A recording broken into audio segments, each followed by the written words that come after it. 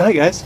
So today I thought, since I've got a little long weekend or extended long weekend trip coming up, thought I'd play around a little bit with my little wood burning stove, Flint and Steel set, and take a look at my cook set and just make sure everything's working and give it a try. It's kind of a gray day today, so sort of perfect timing to sort of sit on the back stoop and give it a go, and maybe show you guys what all the stuff is. So I guess first we'll start with my little cook set. So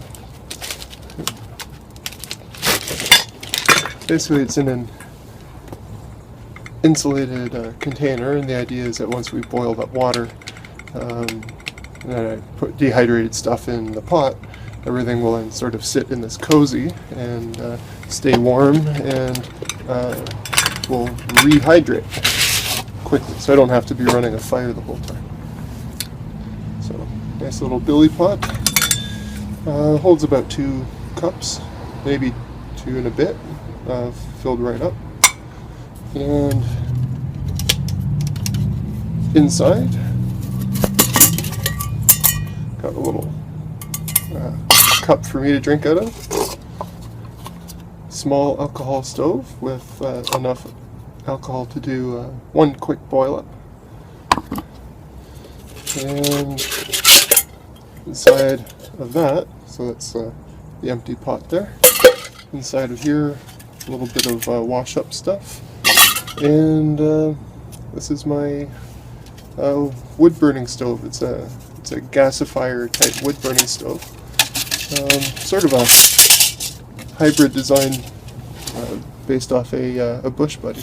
Essentially, it's a 1 pint, I guess, paint can with a soup can in the middle, and some guts inside that direct the airflow, and works quite efficiently, and has the added bonus or feature of, as it's burning, and this was a design requirement for me as I was designing this thing, the bottom doesn't get so hot that it will scorch anything. So I can put this on the bare ground or grass, it won't hurt anything.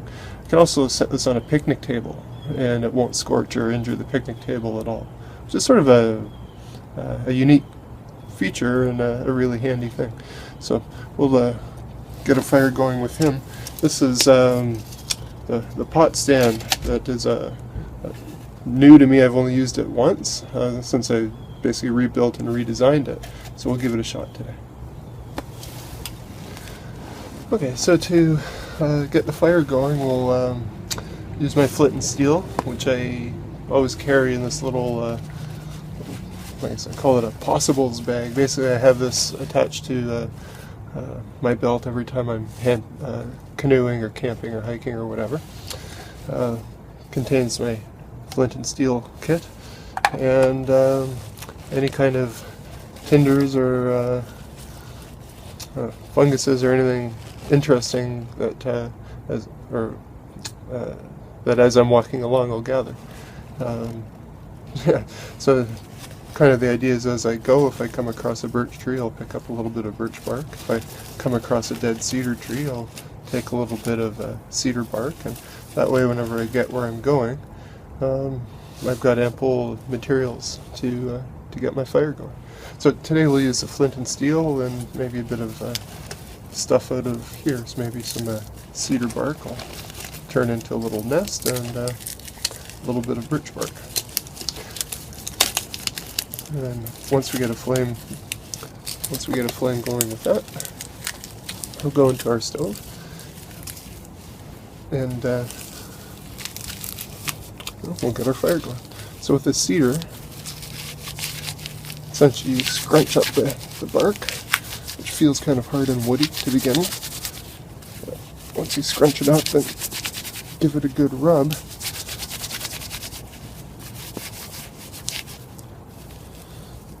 It needs a little bit more processing, but it turns into this nice woolly, fluffy stuff that blows up into a flame quite nicely. So I'll set this aside. I'll prep a bit more before we go. and I'll just quickly show you the Flint and Steel kit. So this is an old pellet gun ammunition can. It's pretty nice. It has a screw lid, so everything is secure. And inside here, a piece of flint is a type of stone. I keep some dried tinders as well, but I won't use this stuff. I'll use the natural stuff for this session.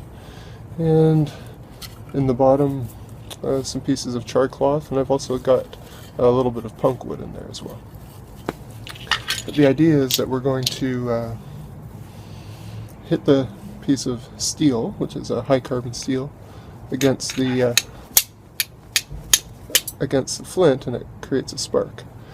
And the spark will hopefully catch in this piece of char cloth, and then put this into our tinder bundle, and we'll blow it up into a flame.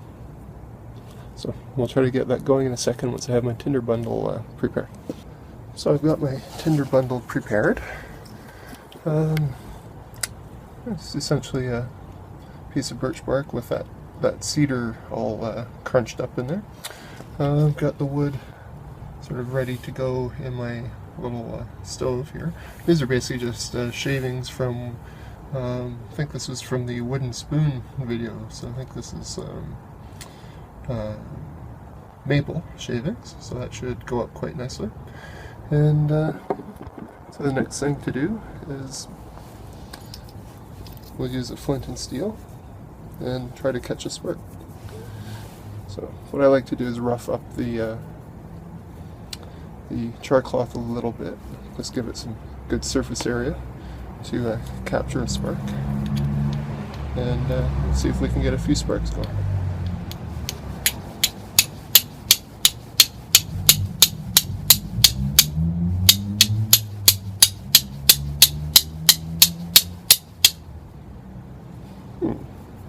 Good sparking, so far nothing grabbing. Sometimes it takes one hit, sometimes it takes a few.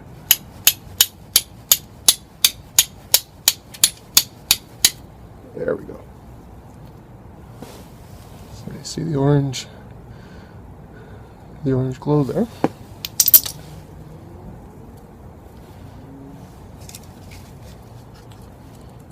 So we'll put him into our tinder bundle. Sort of wrap the cedar bark around it so that the ember is well inside it, and we'll start to blow a little bit here.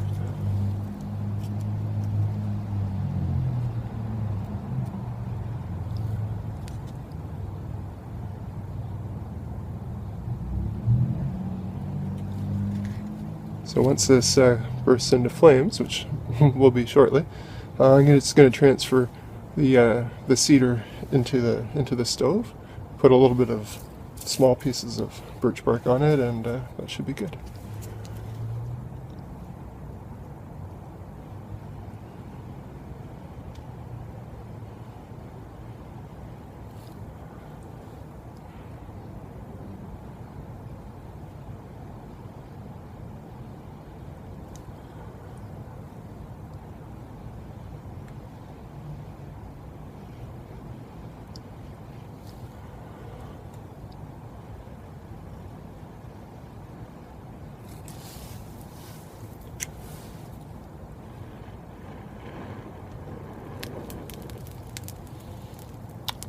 Alright, so we've got a flame going, and actually this big piece of birch bark is going. I'll transfer him to a little piece.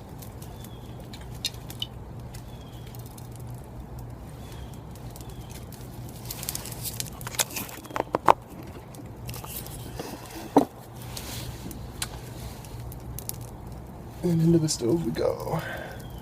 Actually, if I can take some of this tinder out and use it for another day, we'll do that.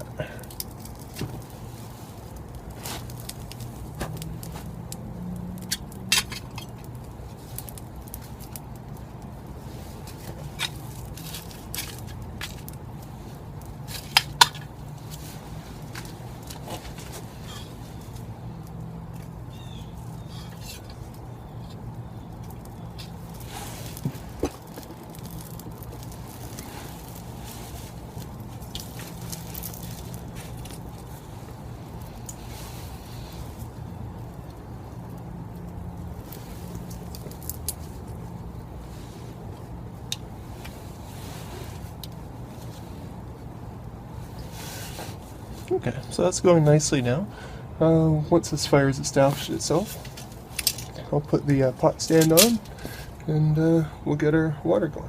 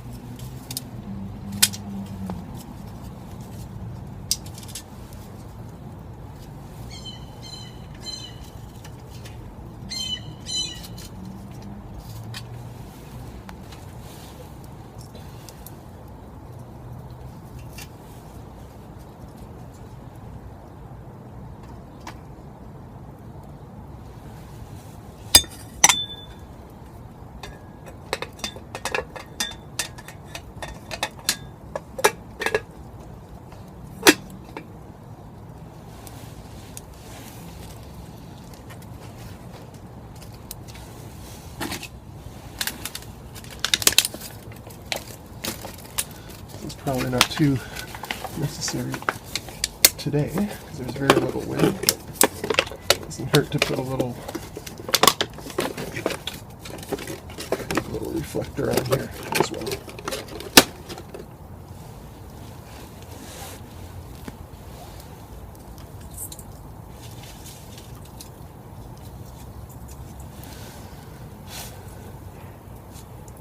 So I've got 2 cups of water in the pot, and we'll see how long it takes to boil up. And basically with the stove, you'll see it probably kicking off very little smoke. Part of the design of the stove is that it actually reburns the smoke inside here, and when it's burning efficiently, it produces almost no smoke at all. I've got a little bit more wood in here than it would be happy with, but as it burns down a bit, it should produce less and less smoke. And shouldn't take too long to get our water boiling.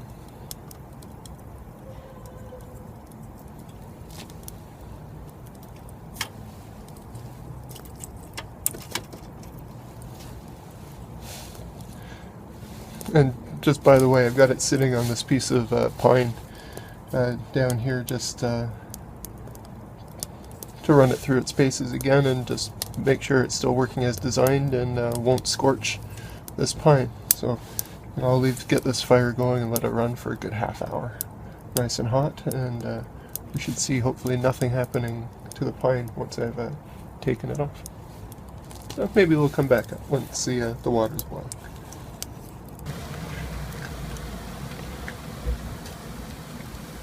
Well, things have been burning for maybe 5 minutes now, and we're at I don't know if you can even see all the steam here. We're at a nice steady boil, and basically we would call that done as far as the water preparations go. And the stove here, even though the flames are starting to die down, you can see the coals in there, and they'll remain hot for probably another good half hour if I added no more wood. So even if let's say we were rehydrating something, I could either take the pot off and put them into the pot cozy, or put the contents into the pot now to rehydrate, and just let it sit sort of on this low heat and simmer away for another 20 or 30 minutes. So that's basically how the whole cook system works. But I'm going to throw a little bit more wood in there, let it run for a little bit longer, and get it nice and hot, and then we'll see what the bottom of this pine board looks like. And I'm quite confident that it will not look like anything, because this thing really doesn't get that hot at the bottom. But we'll just verify. Thought I'd show you guys something interesting here. Actually, I just been putting the odd handful or two of fine shavings on top of things, And perhaps you can see right in the center there, it looks like a vapor coming off the shavings that haven't blackened yet. And very little smoke at all coming off the fire. So what's happening there is the smoke from those shavings, because it's in a pretty superheated environment, is not making it out the top of things. It's essentially doing a secondary combustion right at the top. Let me throw another handful in and we'll see what it looks like.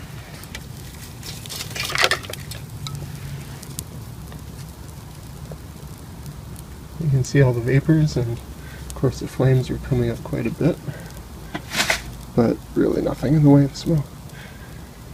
And as that wood chars, the vapor stops, and you'll see the flames will start dying down and stuff. Yeah, so it's kind of cool. It's the first time I've observed that phenomenon happening. Usually what happens is you'll see the gasification, the reburning happening a little bit further down inside the camp. So maybe we'll come back and take a look at that if it's happening. Okay, so here's a look at what sort of normally happens. You see that row of holes around the inner can. Typically what you see is the flames jetting out from those as things burn. So that's sort of a look at the gasification process.